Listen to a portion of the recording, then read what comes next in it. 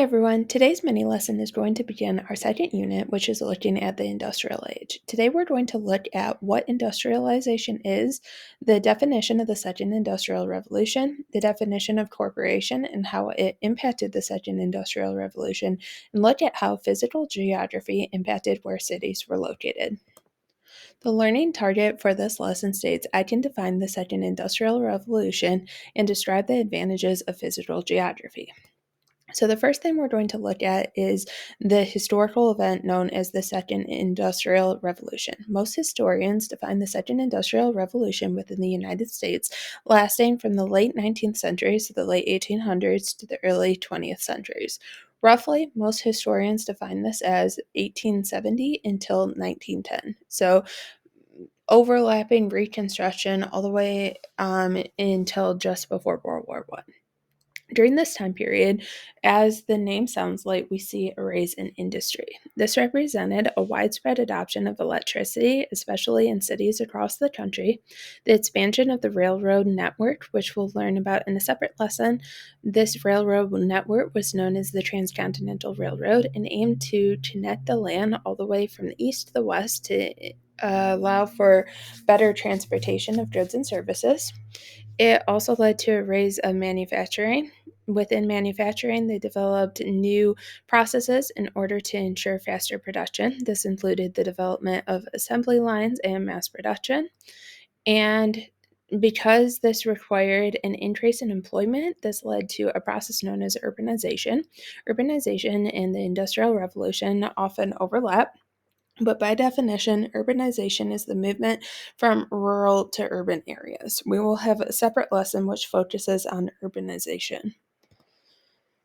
During this time period, one of the things that made the Industrial Revolution what it was the development of corporations. By definition, corporations are large businesses or companies.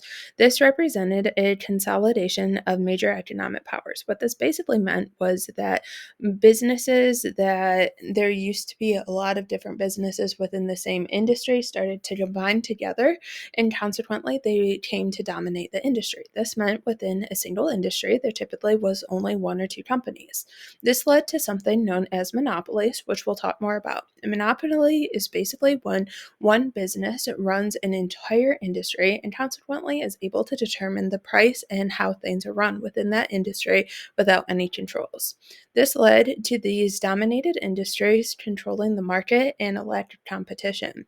By not having competition, it meant that people could charge as much as they wanted for the goods or services they were producing, and because there was no competition, this meant that people had to pay the price. Examples of monopolies during this time period include the Standard Oil Company, which we'll learn more about later, and AT&T, which at the time represented the communication industry, including the telegraph and the telephone.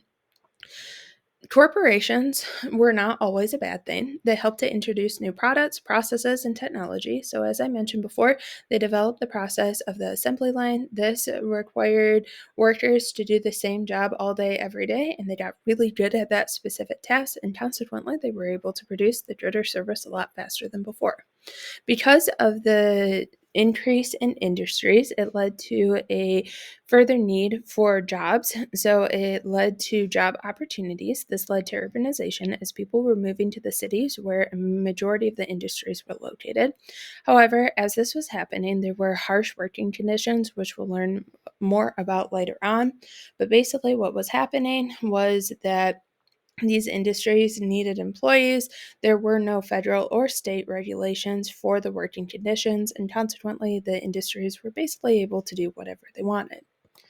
When considering the development of cities, cities were not developed randomly. Generally, they represented at least two out of the three characteristics of where the physical geography impacted the location of cities. Now, keep in mind, this was not a new process. Dating back to the ancient empires of ancient Egypt as well as Mesopotamia, we have learned that cities are often situated near rivers and water transportation.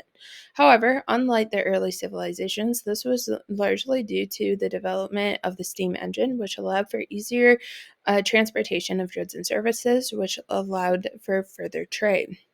They also typically were located near natural resources that were required in order to either produce the goods or services or to run the factories that were producing the goods or services. This often included coal and oil. Sometimes cities are also located near natural barriers. These are physical features that can provide protection for a specific city. This can include anything from mountains to forests. Throughout this unit, you're going to learn more about specific aspects of the Industrial Revolution and how this promoted social, political, and economic change.